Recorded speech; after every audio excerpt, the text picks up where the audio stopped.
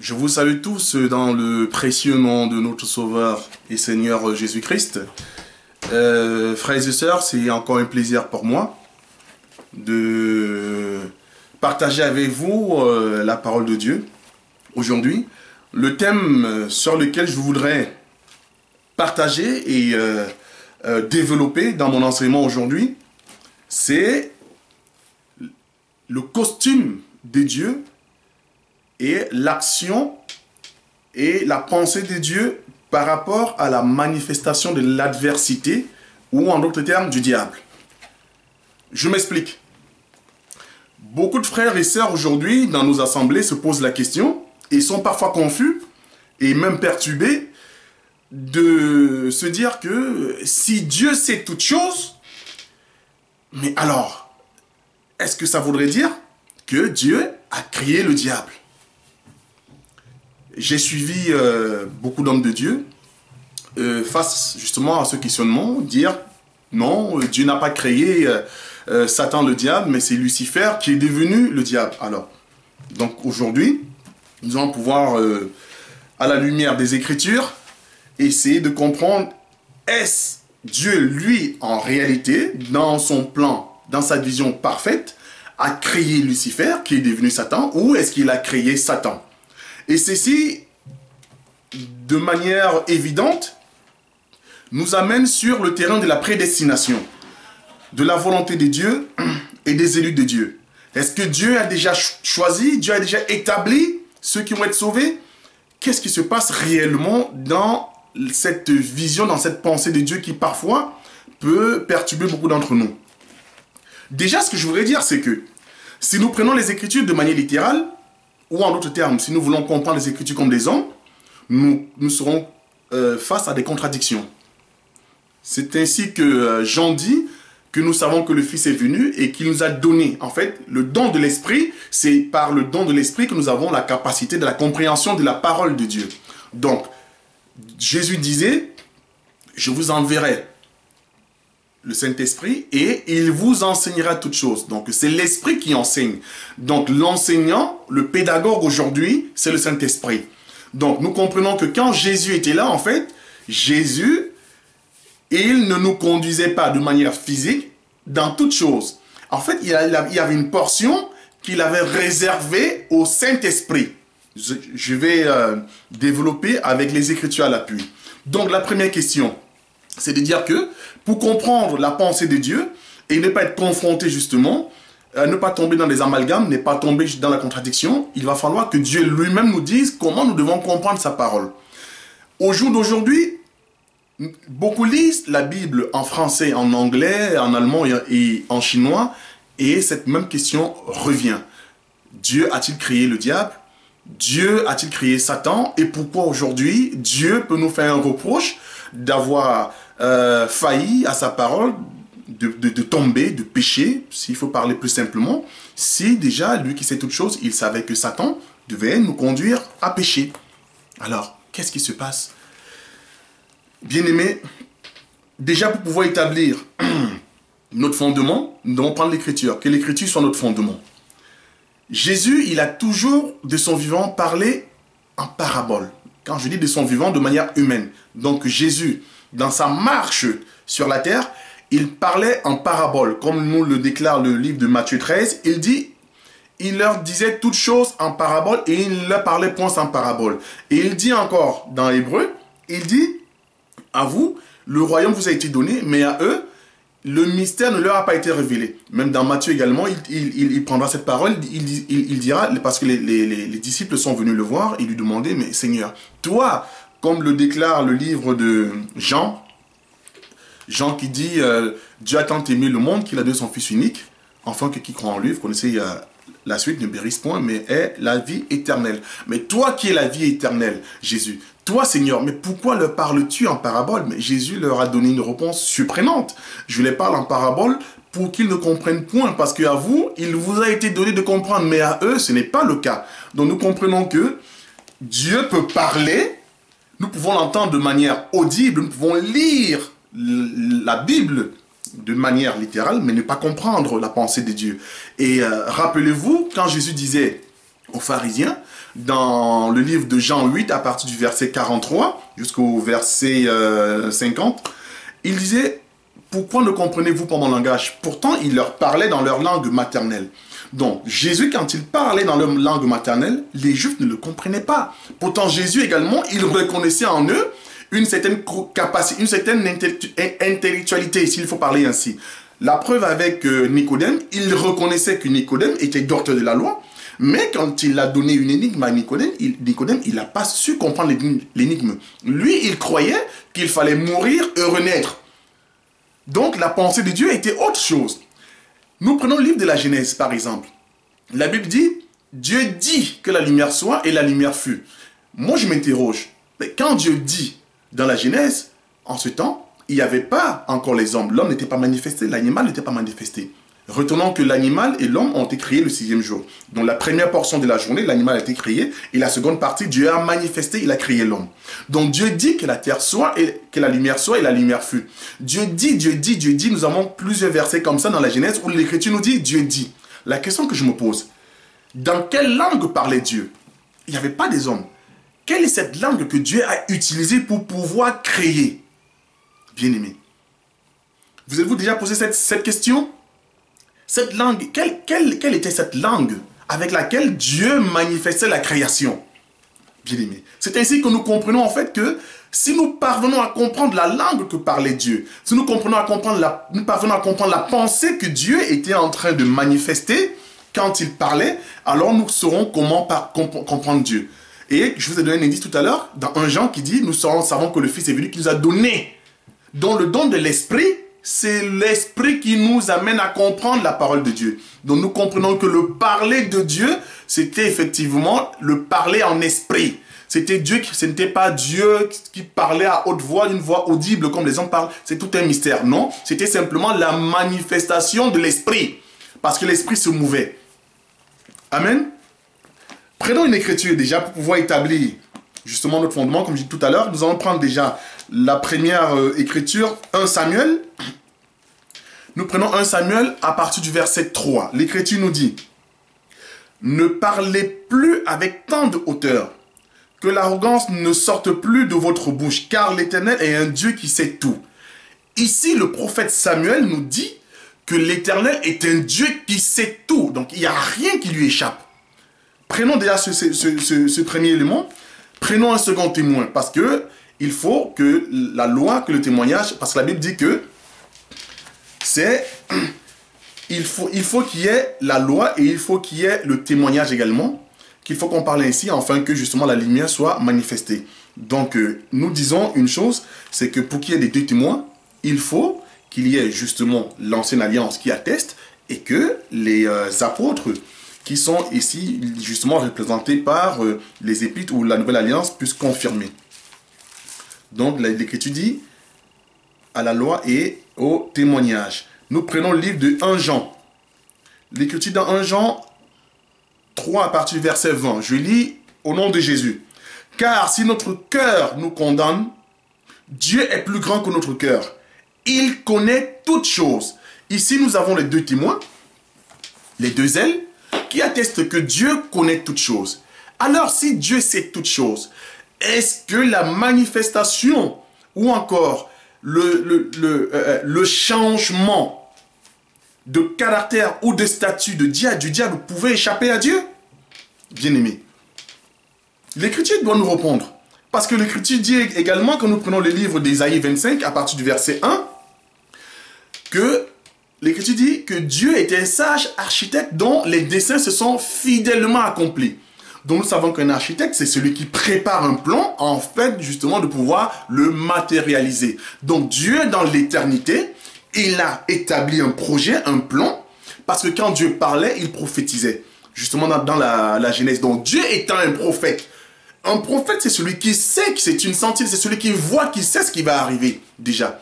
Un prophète déjà, Dieu étant le prophète, il connaît toutes choses. Il déclare et les choses s'accomplissent fidèlement. Ici, Ésaïe nous dit que ses projets, ses desseins se sont fidèlement accomplis. Donc, ici nous comprenons que dans la fidélité de l'accomplissement de ses desseins, il n'y a pas eu quelque chose qui a pu échapper à Dieu. C'est pas possible. Sinon, ce ne serait pas Dieu. Si nous croyons à cette écriture, nous comprenons que rien ne peut échapper à Dieu. Alors au jour d'aujourd'hui, si Satan ou Lucifer est devenu diable, alors ça ne pouvait pas échapper à Dieu. Et encore, est-il devenu diable? Nous allons, où était-il déjà?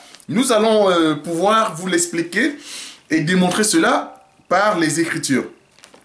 Quand je dis nous, en fait, c'est que l'évangile que je prêche, je ne suis pas le seul à prêcher cet évangile. Voilà. Je crois, comme Dieu dit à Élie, il y a 7000 autres prophètes, voilà, qui ont refusé de se prosterner devant Baal. Donc, qui ont la parole de Dieu et qui accomplissent la volonté de Dieu partout dans le monde.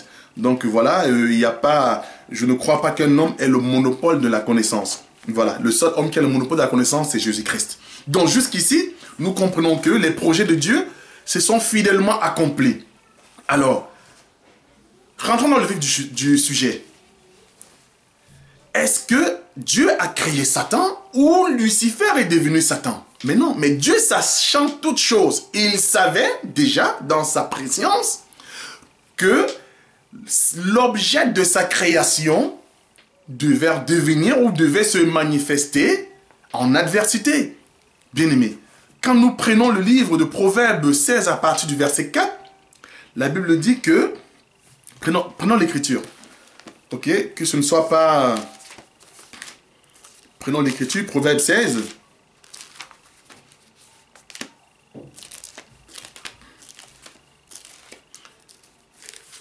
il dit, Dieu fait toutes choses pour un but.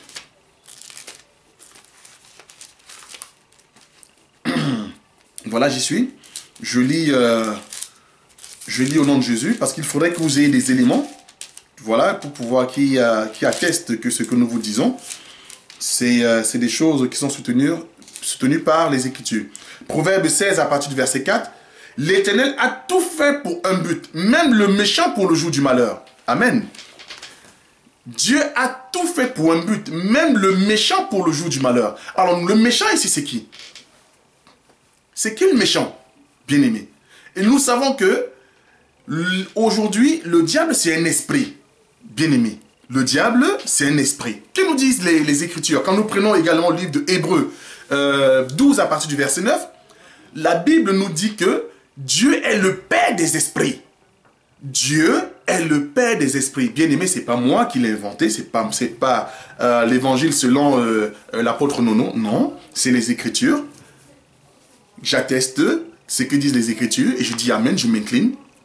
Hébreu dit que, chapitre 12, verset 9, que Dieu est le Père des esprits. Ici, nous comprenons que le Père, ici, c'est la source. C'est par qui vient la manifestation.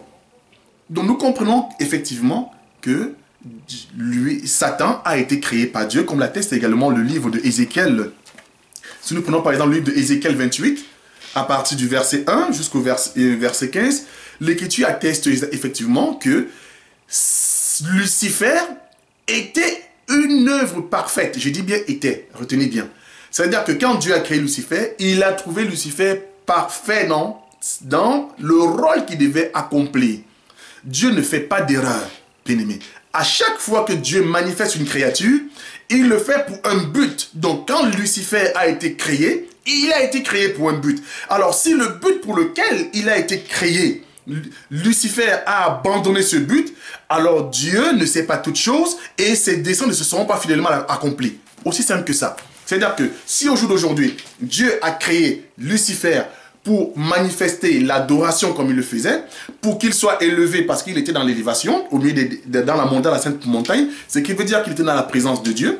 Si c'était uniquement le dessein pour lequel il avait été créé, manifesté, et que par la suite, Lucifer a changé de costume, a changé de rôle, et s'est mis dans le rôle de l'adversaire, alors nous aurons un problème avec Ésaïe qui dit que les projets de Dieu seraient totalement accomplis. Voilà. Je cherchais le terme exact, fidèlement, pardon. Voilà, c'est le terme. Il faut utiliser autant que possible les termes bibliques. Donc, Ésaïe nous dit que ces desseins se sont fidèlement accomplis. Alors là, ça nous pose un problème. Ça nous pose un problème parce que si les desseins de Dieu se sont fidèlement accomplis, alors nous comprenons en fait que Satan, Lucifer, a été créé pour un but. Mais le problème, c'est quoi, bien-aimé? C'est que nous devons comprendre une chose. C'est que quand Dieu crée, manifeste justement une création, c'est pour un but. Même un animal, c'est pour un but. Même un arbre, c'est pour un but. Quand Dieu a créé l'arbre de la connaissance du bien et du mal, c'était pour un but. Quand Dieu a créé l'homme et la femme, c'était pour un but. Quand Dieu a manifesté le serpent, c'était pour un but. Maintenant, le but, il est lequel? Parce que si nous comprenons le but pour lequel Dieu a créé, alors les choses deviendront plus évidentes pour nous, plus claires pour nous. Parce que sinon, nous serons dans la confusion. Pourquoi Dieu nous blâme-t-il encore alors qu'il a créé Satan pour justement être un adversaire pour nous? Et nous savons qu'il rôde et il a ce rôle-là. C'est pour ça qu'il joue ce rôle-là. Dieu l'a fait, bien-aimé, parce qu'il veut que la gloire lui revienne. Frère, souvenez-vous de Moïse en Égypte. Dieu, qui sait toutes choses, il laisse son peuple aller 400 ans. Israël a vécu 430 ans en Égypte, donc 400 ans en esclavagisme. Dieu se souvient. Oh, Dieu de gloire. L'Écriture dit que Dieu se souvenu. Donc il a entendu comme s'il avait oublié. Non, mais Dieu avait déjà prophétisé, justement à Abraham, que son peuple ira en captivité, que son peuple ira en esclavagisme. Mais Israël n'avait pas péché. Mais il n'avait rien fait. Il n'avait pas... Non, c'était déjà une prophétie. C'était une prophétie. Pourquoi? Parce que Dieu, il crée d'abord pour sa gloire. Dieu fait toutes choses pour sa gloire. Et tout ce que Dieu fait est bon, bien-aimé. Parce qu'il dit que vos pensées ne sont pas nos pensées. C'est ça le problème. C'est que quand nous voulons commencer à imposer ou à comprendre Dieu selon nos pensées, alors nous sommes dans la contradiction et beaucoup de choses nous échappent. Alors nous serons tentés de dire que oui, la Bible, il y a des contradictions et des choses qui ne se comprennent pas. Dieu dit ceci, il fait cela. Non. Nous allons comprendre que Dieu, il est souverain. Quand nous prenons le livre de Psaume 115 à partir du verset 3, la Bible dit que Dieu est au ciel, il fait ce qu'il veut, bien-aimé. Dieu fait ce qu'il veut. Également dans le livre de Romains 9 à partir du verset 11, l'Écriture dit que avant que Ésaü et Jacob ne soient nés, il avait déjà haï Ésaü, il a aimé Jacob. Ésaü n'avait encore fait le moindre mal, mais Dieu avait déjà établi. Souvenez-vous de ce qu'il dit à Jérémie. Avant que tu sois dans le ventre de ta mère, je te connaissais, je t'avais établi. Donc, et personne n'échappe à la prédestination de Dieu. C'est pas possible. Prenons le livre de Romains. Prenons Romains par la grâce de Dieu.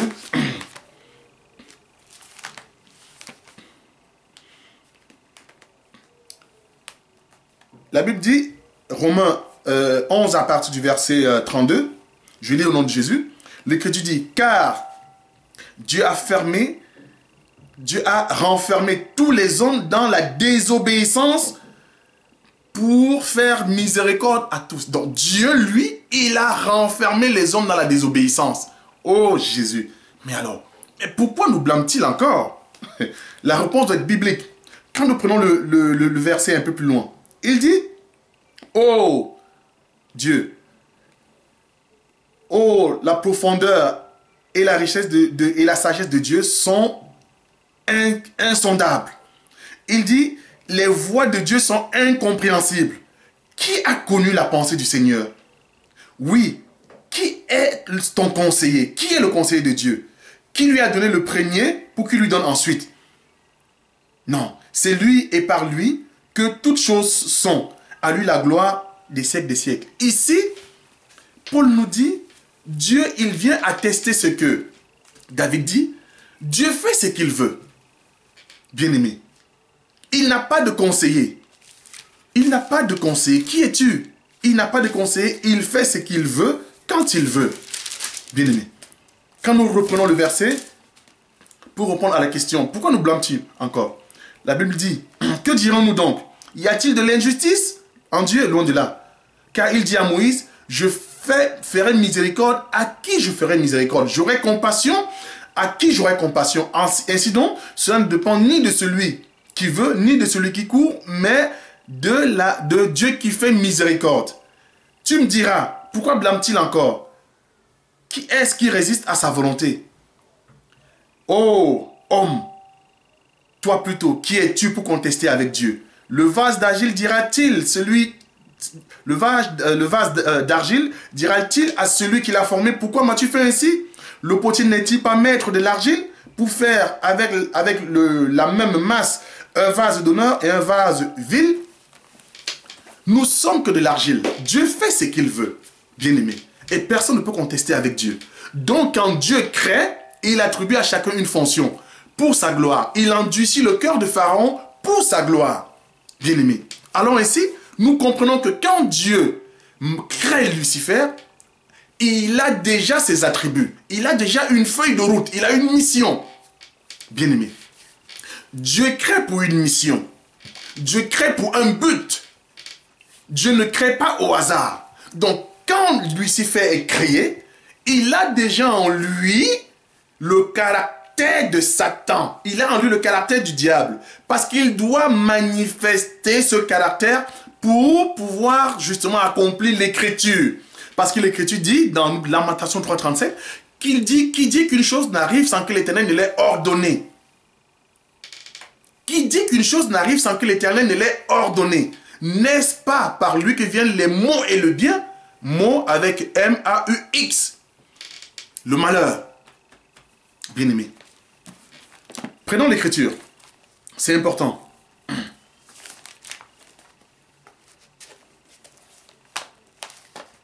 L'écriture dit,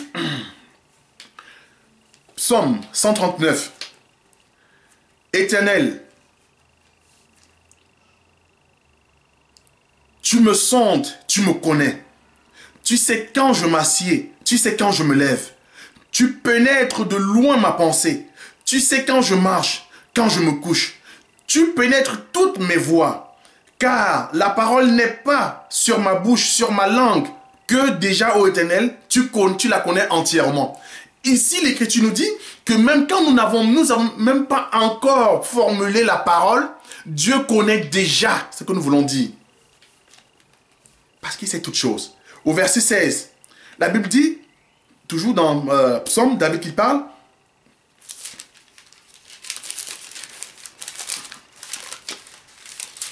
ici l'Écriture nous dit dans Psaume, il dit,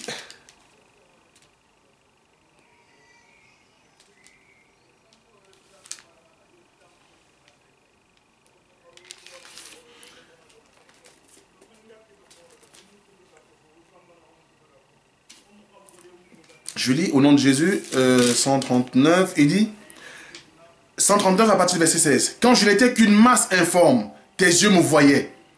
Et sur ton livre étaient inscrits tous les jours qui m'étaient destinés, avant que l'un d'eux n'existât. Tous les jours qui étaient destinés au prophète, Dieu le savait déjà. Dieu connaissait les jours de Salomon. Dieu connaissait les jours de David. Dieu connaît tes jours. Bien-aimé, tu n'as pas choisi le jour où tu devais naître. Tu n'as pas choisi le jour ou dans quelle famille tu dois naître. Tu n'as pas choisi l'heure à laquelle tu devais naître. Tu n'as même pas choisi le nom que tu portes aujourd'hui, bien-aimé. Tu n'as pas choisi le pays dans lequel tu devais naître. Tu n'as pas choisi la couleur, bien-aimé. Mais crois-tu réellement aujourd'hui, tu peux choisir, décider de suivre Dieu, de ne pas suivre Dieu? C'est une grâce. Et c'est l'Esprit qui est en nous, qui nous donne cette capacité parce que Dieu nous a déjà préparés. L'Écriture dit que ceux qu'il a choisis, il les a prédestinés. C'est-à-dire que les élus sont prédestinés et même les œuvres ont déjà été préparées pour que nous puissions les accomplir. Oh, Jésus, c'est magnifique. Dieu est magnifique, bien-aimé. Donc, quand Satan vient accomplir l'œuvre de son ministère, il doit avoir des outils. Les outils également, ce sont des attributs. Donc, l'Écriture dit dans Ézéchiel que l'iniquité fut trouvée. Dans certaines versions, chez toi, dans d'autres versions, en toi. Donc, il y avait déjà en lui, il fallait que le temps de la manifestation arrive pour qu'il rentre dans son ministère. Parce que Dieu, c'est lui qui crée l'adversité. Et si au jour d'aujourd'hui, il n'avait pas manifesté justement l'adversité, nous n'aurons pas glorifié le nom de Dieu. Parce que c'est quand il est vainqueur de l'adversité que nous levons les bras et nous glorifions Dieu. Remarquez, Jésus sur la terre, il y avait un aveugle né. Les disciples lui ont posé la question, Seigneur, mais cet homme, est-ce ses parents qui ont péché ou lui? Jésus dit non. Ni les parents, ni lui. Mais c'est enfin que la gloire de Dieu soit manifestée. Donc Dieu manifeste un homme né aveugle, qui naît, qui grandit aveugle, afin que la gloire de Dieu soit manifestée. Bien-aimés, nous sommes l'argile. Arrêtons de vouloir réfléchir, imposer à Dieu notre mode, notre forme de pensée et de réflexion. Non.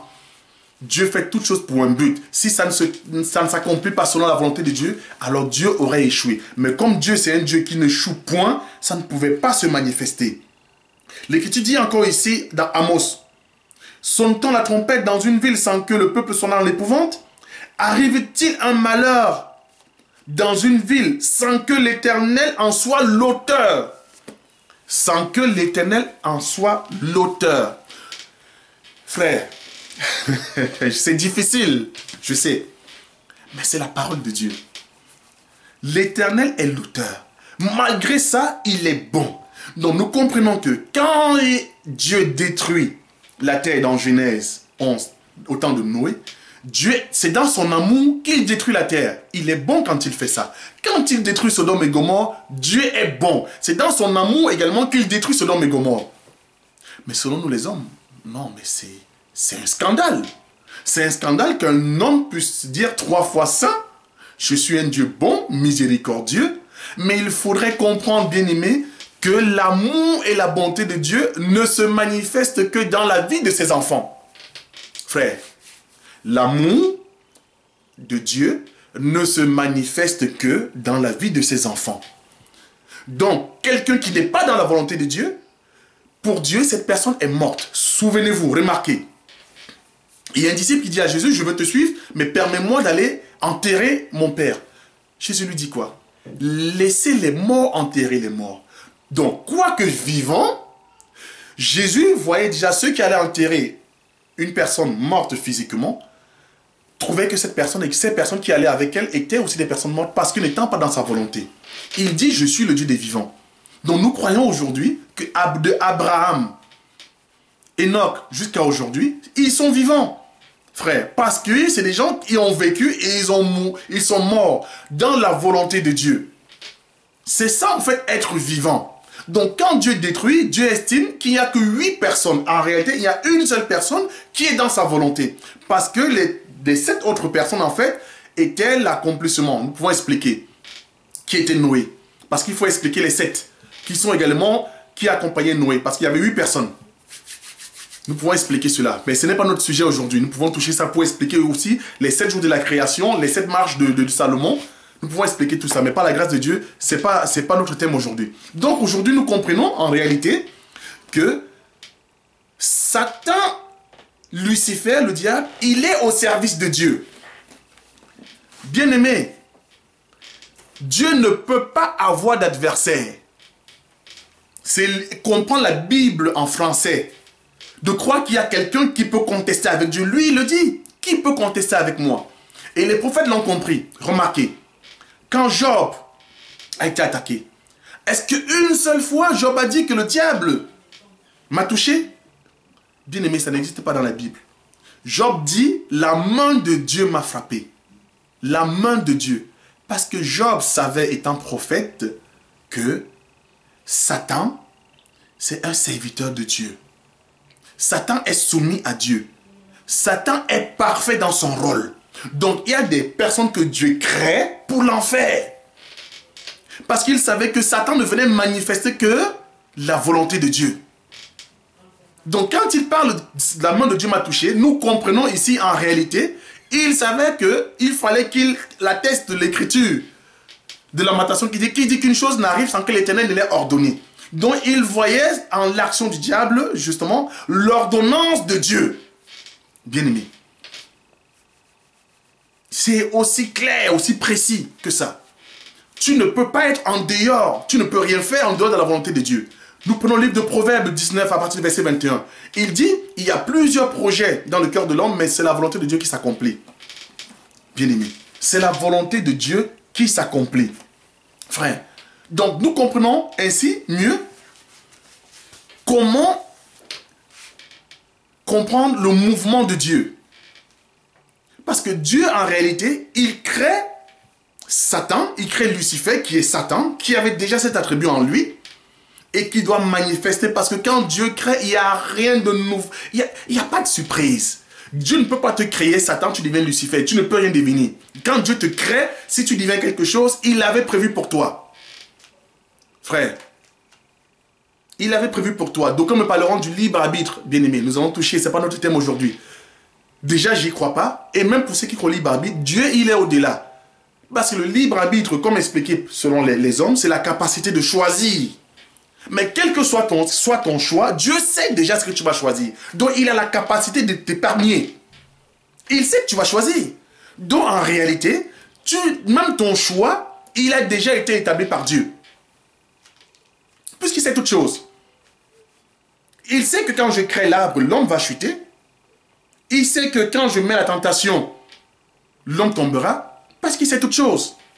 Mais comme il veut que son nom soit élevé et glorifié, il fait ces choses-là, justement, pour que nous puissions comprendre qu'il est Dieu et qu'il doit manifester sa gloire. En réalité, Dieu a manifesté l'homme pour que l'homme puisse l'adorer et le célébrer et contempler sa gloire. Dieu n'a besoin de rien d'autre. Dieu n'a besoin de rien d'autre. Donc Dieu, dans l'éternité, il fallait qu'il manifeste ces choses-là, parce qu'il avait en lui ses attributs. Dieu, en lui, il a ces attributs-là. Il faut qu'il les manifeste. Il a des milliers d'attributs. Et il nous a présenté principalement 3 attributs. Il est l'attribut du Père, l'attribut du Fils, du Saint-Esprit. Donc, c'est des costumes que Dieu prend. Et quand Dieu est dans l'attribut du Père, il est Père totalement. Quand il est dans l'attribut du Fils, il n'y a pas un Père à côté d'un Fils. Il est Fils totalement. Quand il est dans l'attribut du Saint-Esprit, il est Saint-Esprit totalement.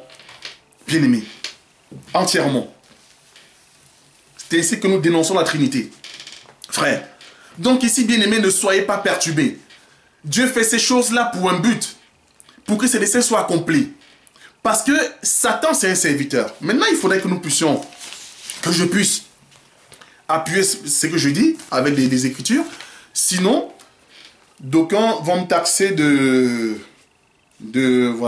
blasphémer ou encore de dire des choses qui ne sont pas bibliques. Quand nous prenons le livre de 1 Roi 6, la Bible nous dit que le roi Saül, je prends l'écriture, voilà, un roi,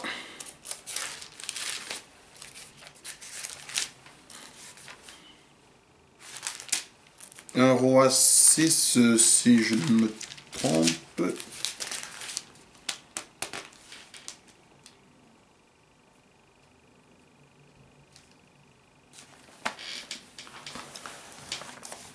Donc, l'écriture nous dit justement que... Non, c'est plutôt dans 1 Samuel, pardon. 1 Samuel 6 à partir du verset 14, oui. La Bible nous dit que un mauvais esprit était venu sur Saül, venant de la part de Dieu, bien-aimé. Mais ça peut être scandaleux. Pour d'aucuns, c'est un scandale. Comment un mauvais esprit peut venir de la part de Dieu? Mais c'est biblique. La Bible dit qu'un mauvais esprit est venu de la part de Dieu, et c'est ce mauvais esprit qui tourmentait Saül. Donc Dieu permet que l'esprit aille tourmenter Saül pour que David justement vienne manifester la grâce qu'il a. Bien-aimé. Satan lui-même dans Job, il dit, permets-moi. Mais croyez-vous réellement que quelqu'un qui est un adversaire, votre ennemi, viendrait, vous croyez réellement que pour qu'il pose un acte, il viendrait au préalable vous demander la permission? Si réellement le diable c'est un ennemi tel que nous comprenons, il va venir aujourd'hui nous demander la permission, demander la permission à Dieu d'aller toucher un serviteur? Non. Et par là, nous comprenons, bien-aimés, nous devons sortir des doctrines diaboliques. Si quelque chose t'arrive, bien-aimé, tu dois implorer ton Dieu. C'est que Dieu l'a permis. Le marabout, je ne sais pas, le magicien ne peut pas te toucher si ton Dieu ne le permet pas, qui dit qu'une chose n'arrive sans que l'Éternel l'ait ordonné? Frère, comme je dis toujours dans mes habitudes, je ne vais pas faire la démonstration de la connaissance, je ne vais pas monter, non, je vais aller terre à terre, la doctrine, pour que nous puissions vraiment saisir les choses, terre à terre, simplement. Donc ici, nous comprenons que tout ce que Dieu fait, c'est pour un but, c'est pour sa gloire. Satan a été créé pour la gloire de Dieu, pour jouer un rôle. Et Dieu, dans son amour, après ça, il prendra Satan et il l'enverra en enfer. C'est ça l'amour de Dieu, bien-aimé. Et c'est la même chose, bien-aimé, avec Judas.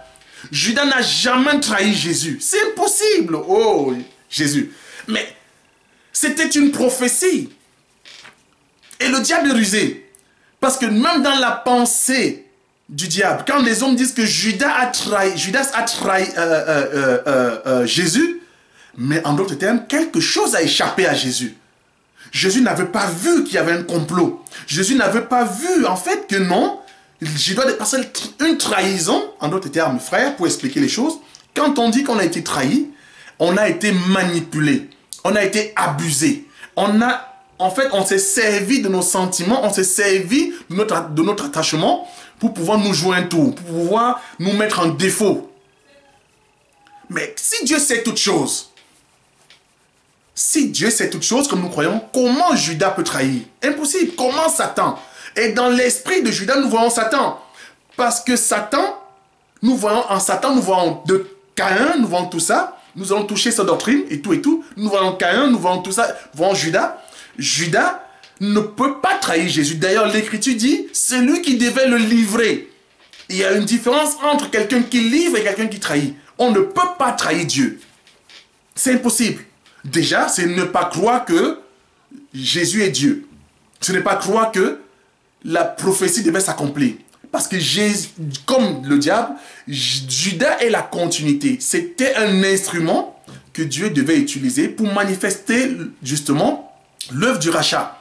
Et après ça, quoique Judas a éprouvé justement du remords et qu'il s'est même repenti, mais la repentance du diable ne pourra jamais être acceptée. Dans son cœur, il a eu du remords. Il est allé remettre les 30 pièces. Mais malgré ça, Dieu l'a poussé au suicide.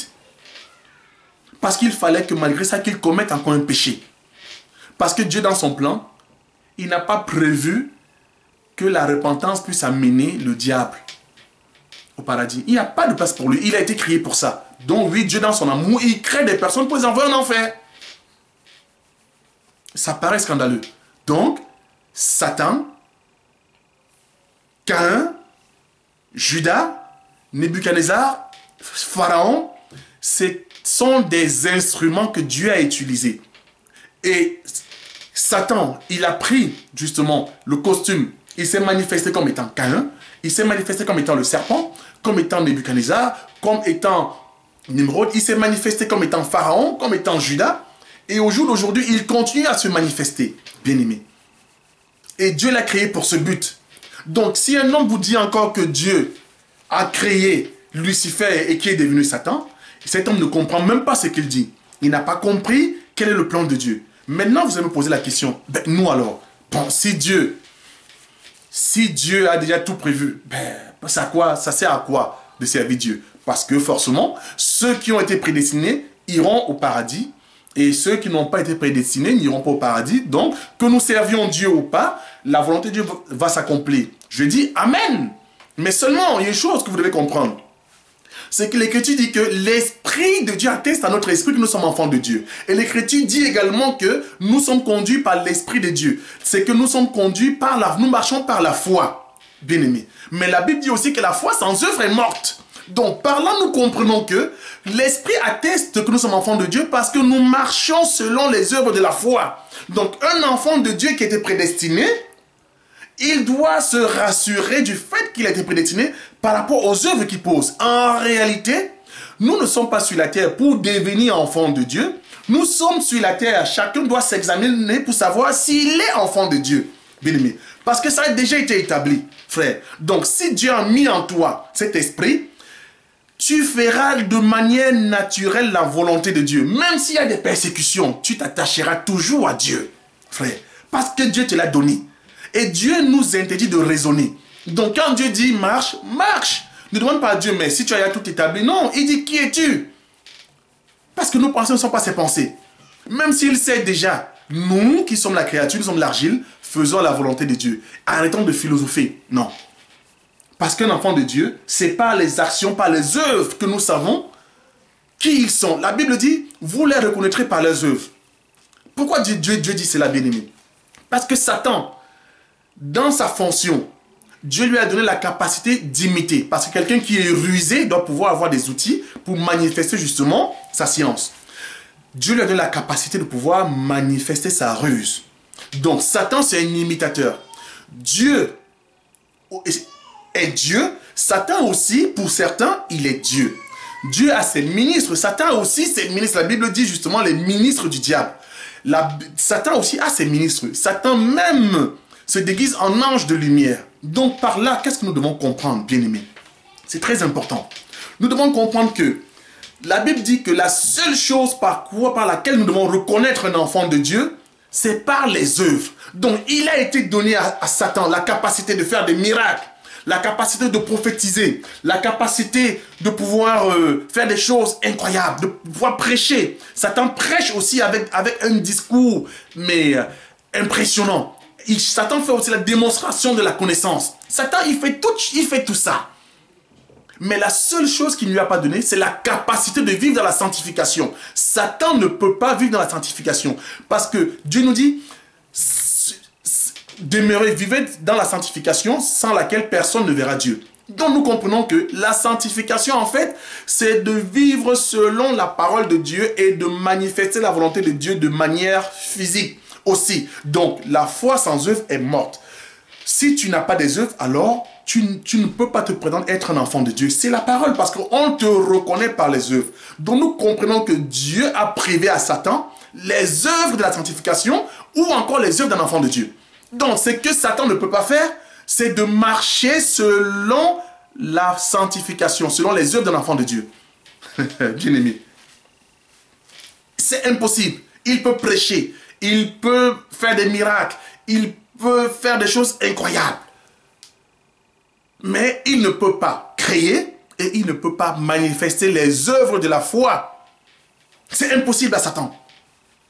Sinon, Dieu ne peut pas dire, est-ce qu'un manguier peut produire par exemple une papaye? C'est pas possible. Donc, l'arbre doit produire le fruit qui correspond à l'arbre.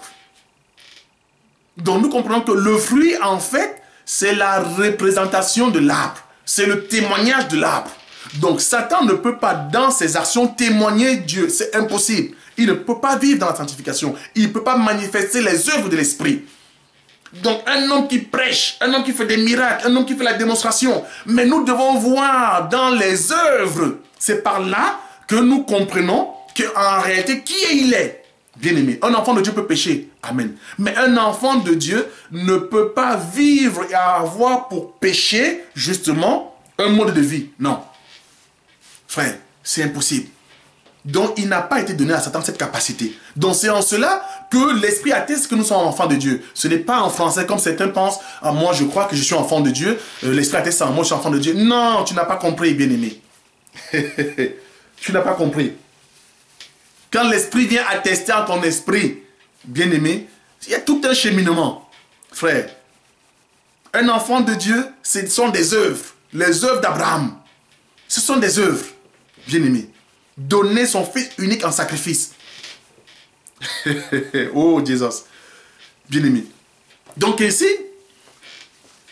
pour comme ça aller sur la fin de cette vidéo, cet enseignement, pour dire à mes frères et sœurs qui m'écoutent par la grâce de Dieu à travers le monde, que oui, Dieu a créé Lucifer et il savait que Lucifer deviendrait Satan. Il savait que Lucifer serait le diable. Parce qu'il savait toutes choses. Et Satan est là pour accomplir la volonté de Dieu. Pour finir, je vais vous donner encore une écriture, une image. Dans la Genèse, Genèse 3, l'écriture nous dit, déjà, avant de toucher Genèse 3, Il y a une écriture qui nous dit, peut-on juger un homme sans l'avoir écouté? Non. On ne peut pas juger une personne sans l'avoir écouté. On ne peut pas juger quelqu'un sans l'avoir écouté. C'est pas possible. Pardon. Donc, par là, quand l'homme, la femme tombe dans le péché, comme je dis toujours, l'homme n'a pas péché. Hein. Bon, bref, c'est la femme qui a péché. Prenons ça comme ça, pour parler comme des hommes. Dieu, il vient, il pose la question. Dieu qui est merveilleux. Dieu qui sait toutes choses, il pose la question à Adam. Où es-tu? Frère, c'est un langage. Donc même quand Dieu dit, je mets devant toi le bien et le mal choisi. C'est une parabole bien aimée. Parce que lui-même qui sait toutes choses, il dit, où es-tu? Il demande à Caïn, où est ton frère? Alors qu'il savait qu'il avait tué son frère bien aimé. Donc il ne faut pas comprendre les choses en français. Il pose la question à l'homme. Où es-tu? L'homme dit, j'ai entendu ta voix et je me suis caché. Et j'ai entendu ta voix, je me suis caché parce que j'étais nu. Et il lui dit, qui t'a appris que tu es nu? As-tu mangé de l'arbre que je t'avais interdit d'en manger? L'homme lui dit, la femme que tu as mis auprès de moi. Passons. Dieu, il pose la question à la femme. Pourquoi as-tu fait cela? La femme dit, le serpent m'a séduite, j'en ai mangé. Frère, c'est très important, suivez. Dieu, avant que la sentence du jugement ne tombe sur l'homme, il pose la question à l'homme parce qu'il doit écouter. Quand l'homme donne son témoignage, il pose la question à la femme. La femme dit c'est le serpent. Mais pourquoi Dieu ne pose pas la question au serpent? Bien-aimé, il dit au serpent parce que tu as fait cela, voici les conséquences. Tu marcheras sur ton ventre et ainsi de suite. Voilà. Mais il ne pose pas la question au diable, il ne lui dit pas pourquoi as-tu fait cela? Non. Pourquoi, bien-aimé? Parce que Dieu, mais il est Dieu. Puisque c'est lui qui avait donné la feuille de route, la mission au serpent. Parce que tout se passe selon sa volonté. C'est son monde. Mais il savait très bien que le diable, le serpent devait dire, mais c'est toi, Dieu. C'est toi qui m'as demandé. Il ne pouvait même pas lui poser la question. Parce que le diable, en fait, c'est un instrument. Le diable, c'est un instrument. Arrêtez de voir la sorcellerie, de donner le pouvoir à la sorcellerie. Arrêtez de donner le pouvoir aux hommes. Arrêtez de donner le pouvoir au diable. Aucun prophète ne l'a fait. Aucun prophète ne l'a fait. À chaque fois, ils ont regardé à Dieu parce qu'ils ont compris que le diable ne peut rien. Le diable ne peut rien si Dieu ne leur donne. Bien-aimé. Donc quand on parle d'un adversaire de Dieu, c'est un langage. Bien-aimé. Parce que Dieu n'a pas d'adversaire. La Bible dit que même tout l'univers ne peut pas le contenir. Mais qui peut être un adversaire? Croyez-vous qu'une créature peut devenir adversaire d'un Dieu? Frère, c'est pour ça que nous devons sortir de ce langage humain pour rentrer dans la compréhension et la pensée de Dieu. Bien-aimés, je rends grâce à l'Éternel qui nous a permis encore aujourd'hui de partager cette vidéo, afin que le peuple de Dieu comprenne ces choses-là. Afin que le peuple de Dieu comprenne que si je suis une femme stérile aujourd'hui, au lieu de m'apitoyer sur ma tante, sur mon oncle qui m'aurait rendu stérile, je dois me retourner à Dieu. Même si nous croyons que la sorcellerie existe, nous croyons que la magie existe. Mais un enfant de Dieu ne donne pas l'autorité au diable. Parce que croire que le diable fait ces choses dans ta vie, c'est lui donner l'autorité sur toi. Donc il a cette capacité-là. Même si c'est un instrument, tu dois regarder à ton père. Parce que ton père, il est plus grand. Parce que ton père, c'est lui qui lui donne cette capacité. C'est lui qui donne cette feuille de route. C'est à Dieu que tu dois demander, poser cette question. C'est à Dieu que tu dois pleurer et non te lamenter. Arrêtons de donner toute cette forme de gloire aux hommes, aux sorciers du village. Avant de dormir, tu as peur des sorciers. Tu as peur de la magie. Tu as peur des vampires, tout te fait peur. Il faut qu'on sorte de cette forme de pensée, de croyance. Un enfant de Dieu regarde à Dieu. Parce que c'est Dieu qui a toutes choses. Il a toutes les capacités, bien-aimés. Que l'Éternel Dieu nous soit encore favorable. Je suis l'apôtre Nono Martial, serviteur inutile de Jésus-Christ. Dieu m'a mis à cœur de partager ceci avec vous. Et je dis toujours, bien-aimé à travers le monde, l'homme ne sait pas tout. L'homme ne sait pas tout, Dieu sait toutes choses. Donc, si dans la grâce que Dieu t'a donnée, tu as constaté qu'il y a eu des choses pas cohérentes, bien-aimé, sens-toi libre, réagis afin que nous puissions partager dessus. Voilà, il y a mon numéro, il y a tout. Voilà, donc nous croyons que nous n'avons pas euh, un enseignement qui est basé sur l'erreur, nous ne croyons pas à ça. Donc un enfant de Dieu ne prêche pas l'erreur. Et nous croyons que nous prêchons, je crois par la grâce de Dieu, et ceux qui prêchent cet évangile, comme j'ai dit tout à l'heure, prêchons avec la grâce de Dieu. Mais l'homme reste un homme. Donc que la gloire revienne encore à Dieu, en toutes choses. Et je vous donne rendez-vous, si Dieu le veut, dans notre prochaine vidéo. Que l'Éternel des armées nous soit encore favorable et vous garde. Que toutes les personnes qui étaient dans l'incompréhension de ces choses-là au jour d'aujourd'hui comprennent que Dieu a fait toutes choses, mais Dieu a élevé l'homme au-dessus. Toi, tu es plus grand. Tu es plus grand parce que Dieu t'a donné l'autorité sur l'ennemi. Tu es plus grand. Comment peux-tu encore craindre l'ennemi? Non, tu es plus grand. Parce que n'oublie pas que ton Père, il est puissant et il te garde. Que l'Éternel nous fasse encore grâce. Je vous salue tous dans le puissant nom de Jésus. Merci.